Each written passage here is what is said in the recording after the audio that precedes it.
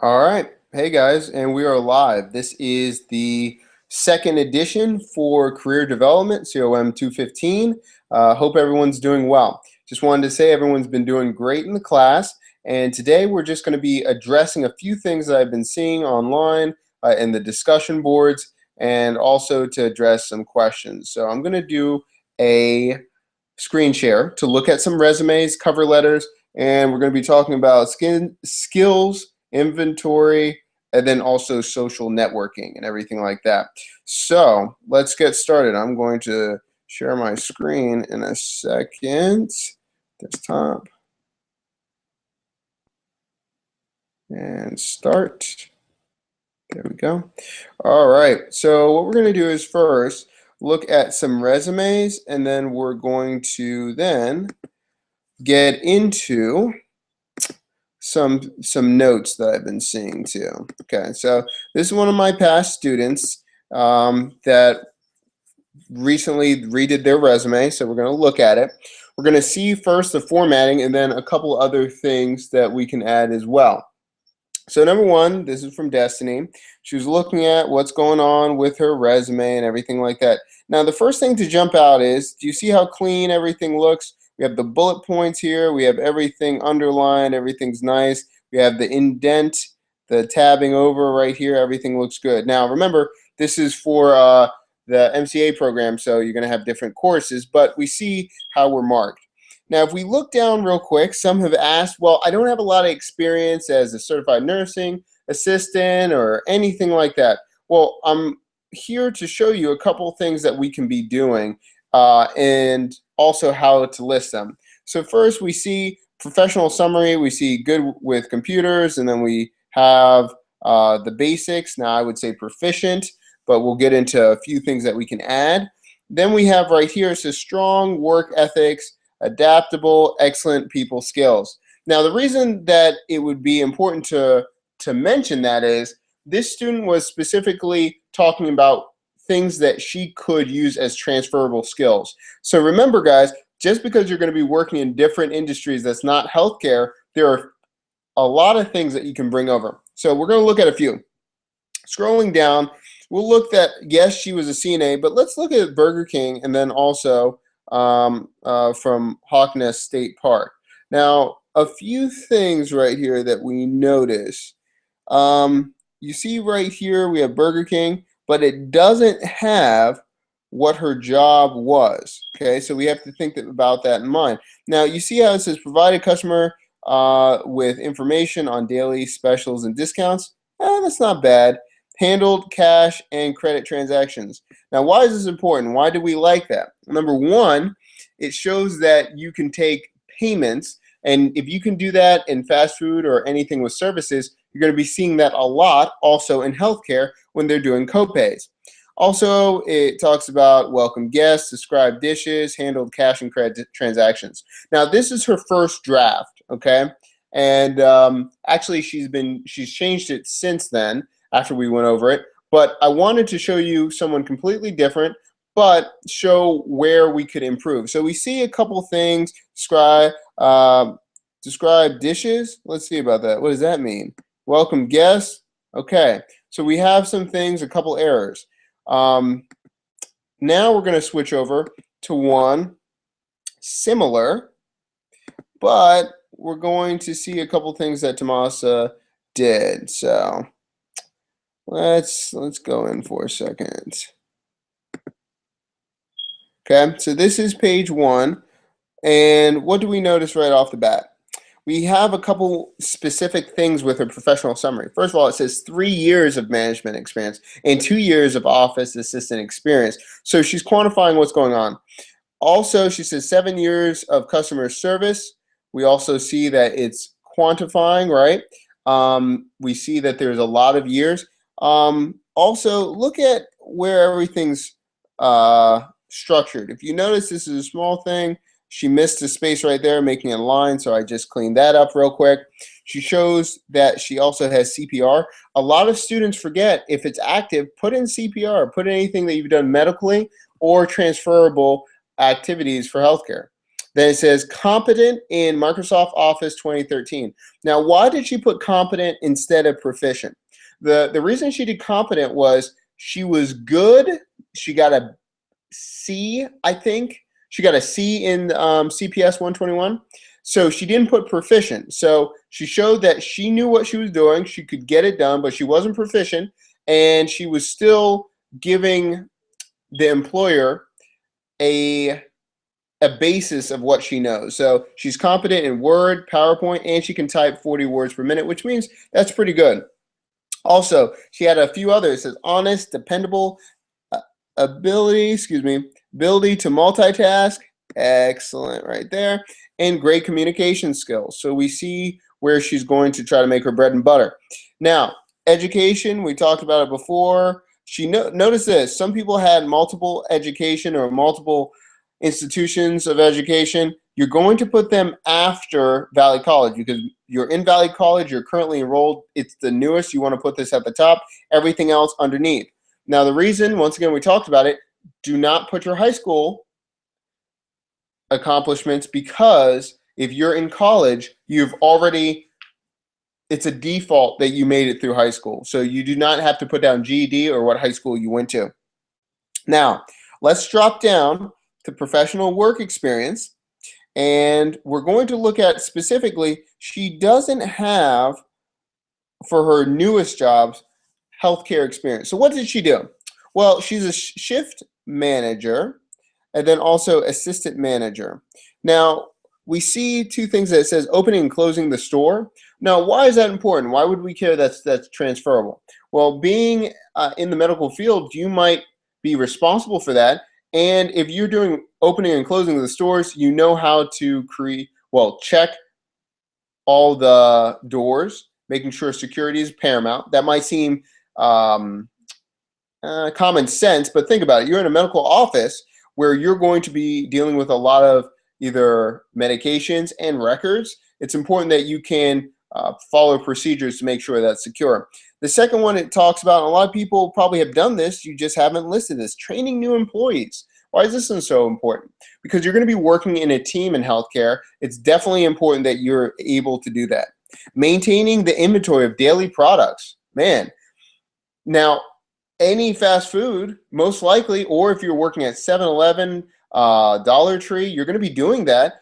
Maintaining the inventory, how is that transferable? It's transferable because you're going to need to restock inventory all the time in medical. So don't forget that. Taking calls, answering questions, and planning fundraisers, that's very specific, but we could definitely use these two. Taking calls, answering questions, think about that. That's showing critical thinking. That's showing that you can be adaptable depending on the customer's needs, which is going to be the patient's needs as well. Also, we see Papa John's similar, but she added something that I like a lot. Well, number one, although it was maintaining inventory, assessed and ordered inventory. Excellent. She didn't just repeat herself. Although it is similar tasks, assessed and ordered inventory. That can easily just look at a stocked item. We're low. You're assessing it and you're ordering more inventory. So if you've ever done that, and I'm sure a lot of you have, think about that's an excellent way to phrase it than just restocking shelves or something like that. Assess and ordered inventory. Excellent. The other one is prepared food orders and worked under pressure in fast-paced environment. So she's seeing that she can multitask and she's able to remain calm under pressure and get things done. So I'm not saying take this directly, but think about in your own words how you'd phrase that. Now, also, we see something a little bit different. Residential counselor, this was ones for the disabled in Martinsburg, oversaw the well-being for 3 disabled adults, obtained blood pressure, finger sticks, and admin medications, medications. So that's going to be specific to her job. So if you have done any kind of CNA work, do not forget to mention that. Even volunteer work for CNAs, it's very important that you mention it. Even if you're greeting patients, interacting with them, put it down because that's great experience. Also, we see right here, she was an office assistant. She had a few others, answered phones, scheduled appointments, checked in patients, completed daily cleaning and maintained organization of exam rooms. excellent still shows that you're preparing for patients, and then prepared exam room and assisted dentist with procedures.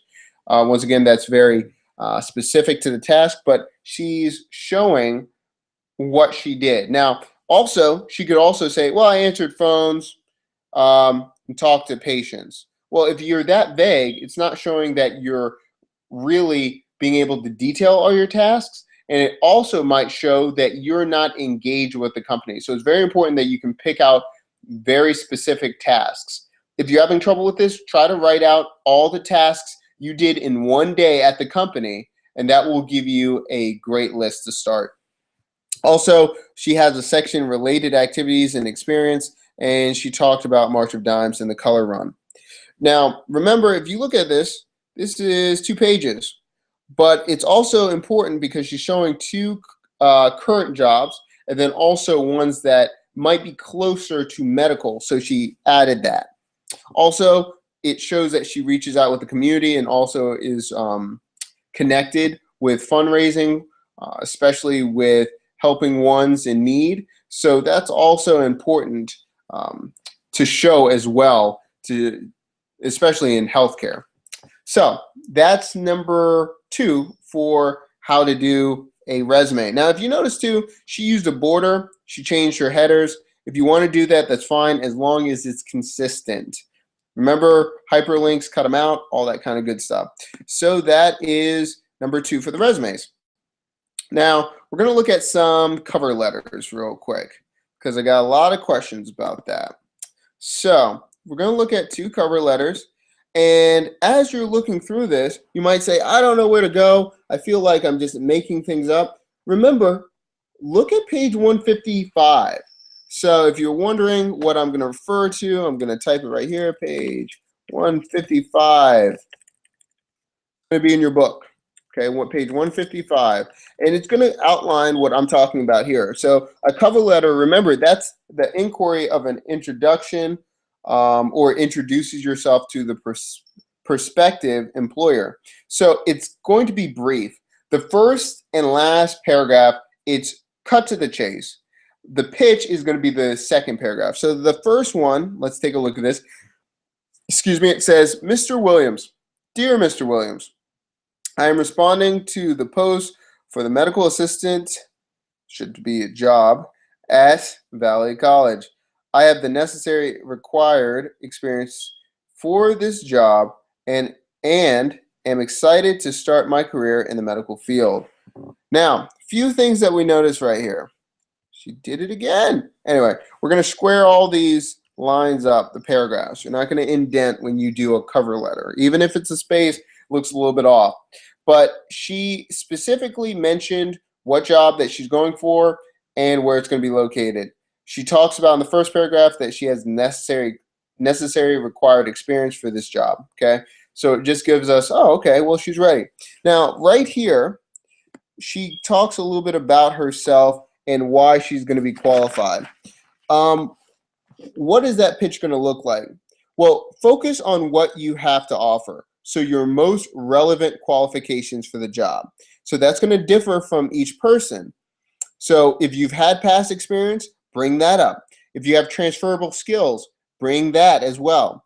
Also, if you talk about if you've had excellent grades in Valley College, I would bring that out as well just to show why you would fit.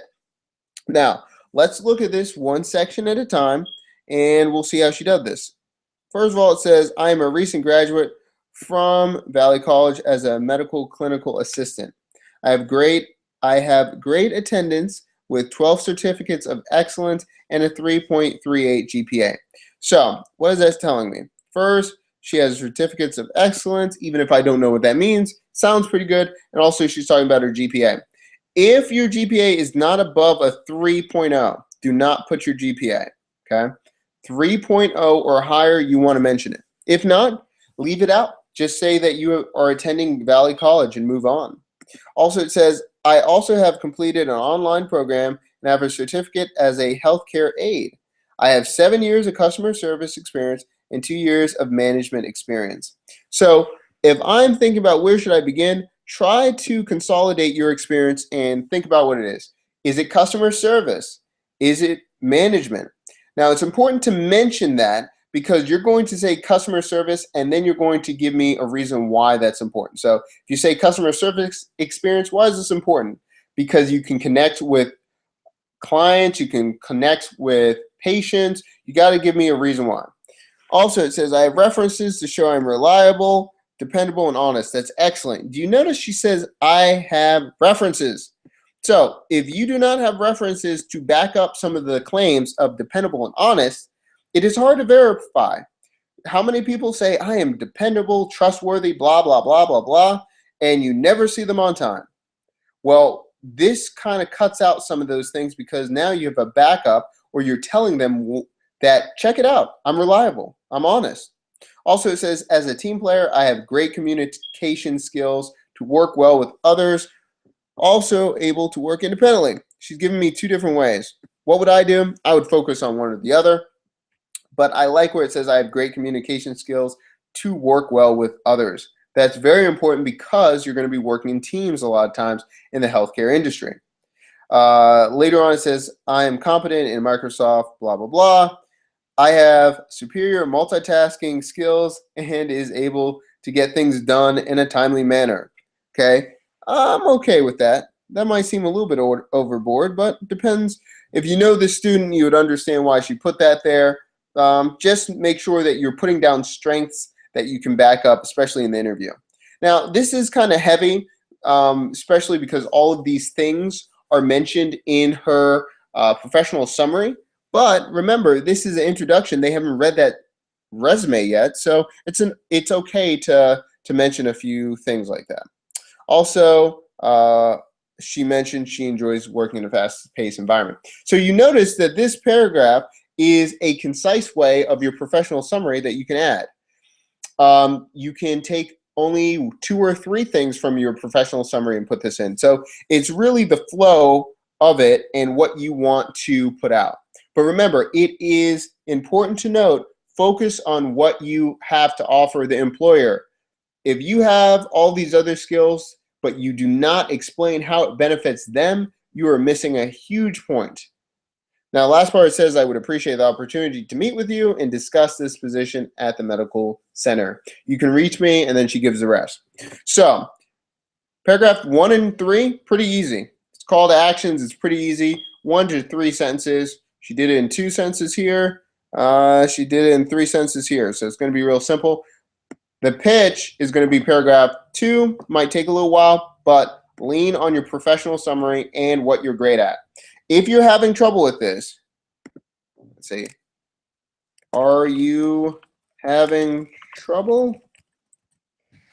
If you are, you're going to refer to pages 32 to 36 in your book to make sure that you look at your skills inventory and what you can bring. Okay, you can add that. All right. One more, and then I'll get off my high horse. Cover letter. Okay, this is another one of my students. Different experience altogether, so I wanted you to see this as well, just as some ideas. If you start taking all of their templates, I'll know because I'm just going to flip back. But this is good. This is a good way to look. Now, this one is saying, Dear Hiring Manager. Cut out the name, just saying this is a template. This is a blank one. Excuse me. It says, please review my resume in regards to the medical assistant position that was recently displayed on Indeed.com. Love this sentence. It's asking me to do something, and it's telling me how they found out about the position. Now, it says, I acquire the qualified and academic experience. I acquire. I'm going to let you think about that for a little while. If I like that, I'm going to talk about that a little bit later. It says, I acquire the qualified and academic experience. I would say I possess the qualified and academic experience you're looking for, and I am thrilled to begin my medical career. Now, it mentions I have 4 years of devoted customer service. Look at that, devoted. That's excellent. So now she's quantifying. It's not just saying I have customer service, devoted, showing that you're going to be attentive, devoted to your clientele. I have had my current position for 2 years. I'm looking forward to furthering my employment throughout my time in school. I'm dependable, customer focused, professional, comma, and can complete an assignment given to me in a timely manner. Additionally, I am currently pursuing my certificate in medical clinical assisting at Valley College and graduate this coming May. I am proficient in, okay, so she's showing she's above and beyond in Microsoft Office. She took out all of them, Word, PowerPoint, Access, Excel. She's saying she's good at all of them. Type 50 words per minute, and have excelled in all of my medical courses. As a matter of fact, I have balanced my part-time employment and school with an excellent attendance at both and have a 3.4 GPA. So she's showing that she can do both and she's excelling. Good grades and can have a work-life balance. I enjoy working with the team as well as expanding my knowledge and experience in the medical field. Bam! Very concise, showing that she's being able to be relied upon. Last paragraph, I would highly appreciate the opportunity to meet with you to discuss this medical assistant position at West Virginia University Healthcare. And she gives all of her information. Excellent, excellent, excellent. Concise, look at that. Couple sentences here, couple sentences here. This is the main paragraph and a wrap up. And that is it. Okay, so let me get back to the screen. Stop. And you should see me again.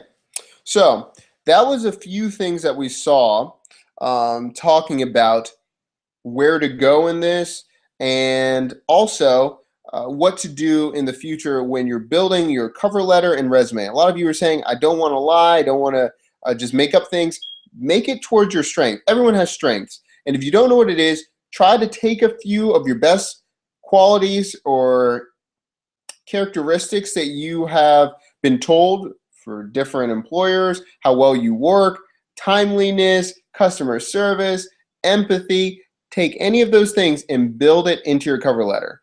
You don't have to make it long-winded, but it has to be a couple sentences that really personify you, because if it's not interesting, they're not going to open up your resume most likely. Okay, so that's number one. Number two, we're going to look at research. So that's in your book on page 82. And let me look at 82, past it a couple pages. Why did I mark this down? Chapter 5, it says research careers and find job leads. Now, 82 mentions research, where to look.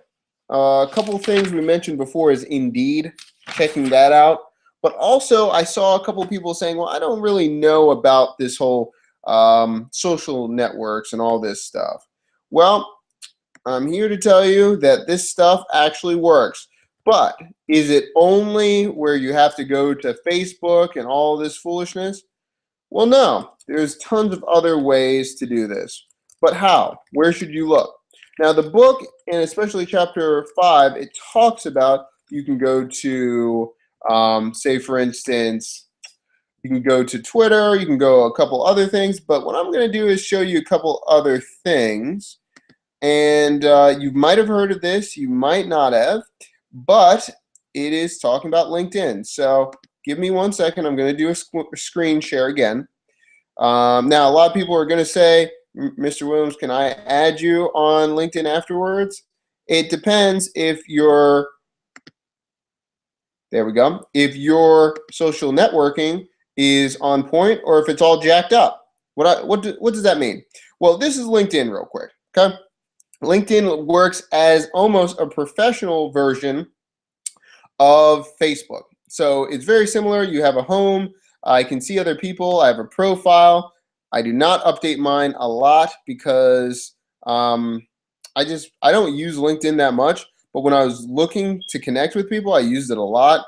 But I haven't used it in a couple years. So I do the bare basics, but it's actually a good tool. Now, why am I saying this? Well, if you look at my networks right here, connections, I've built up a couple different kinds of connections, stuff like that, that are in healthcare. Now, what do I want to show you? Jobs. Okay, so once you put in the type of job that you do, they will send you all different jobs that I put in. So I'm a physical therapist assistant. So guess what? Everything coming up with Pivot physical therapy, they know where I am based on location. I get all of the updates talking about Pivot physical therapy.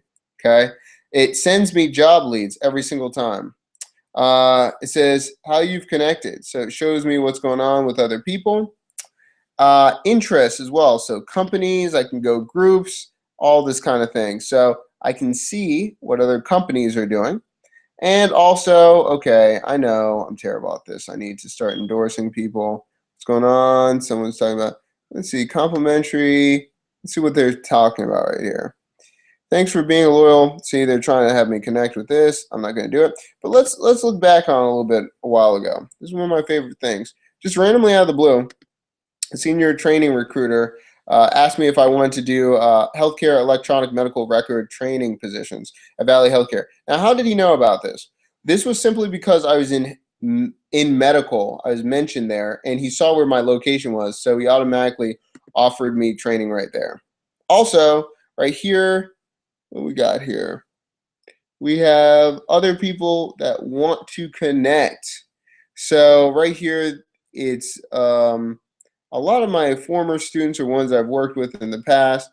I should really accept these. But point is, you can start building your network. Here, if you look at it, by the way, this is very similar to a wall, right? That you see on Facebook and everything like this.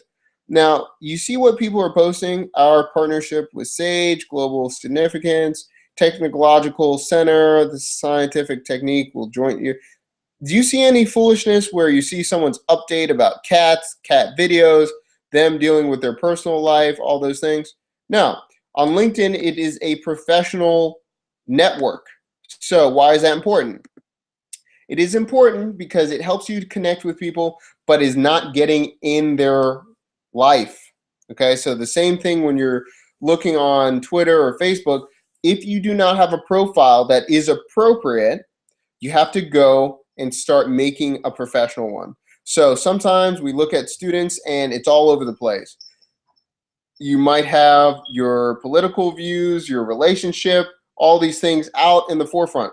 The thing is, tons of jobs in general, monitor your social networking presence. So if it's all over the place, it's not streamlined, it shows a little bit too much personality or too many opinions, that might cost you a job. Or on the other hand, if you're saying, hey, I need to go home early, and really you're at the mall and they see that, we've seen grounds of termination on that because you're not trustworthy. So social, not only just social networking, but also a social print, carbon print, your impact on Facebook, on Instagram, on Snapchat, they all come back to you. So you have to make sure that you're consolidating your different presence. So that's talking about social networking. The last thing is building your career vocabulary, and that's on page 95 of your book. That one's talking about making sure you understand what they want you to articulate before you go into the meeting. What do I mean by that?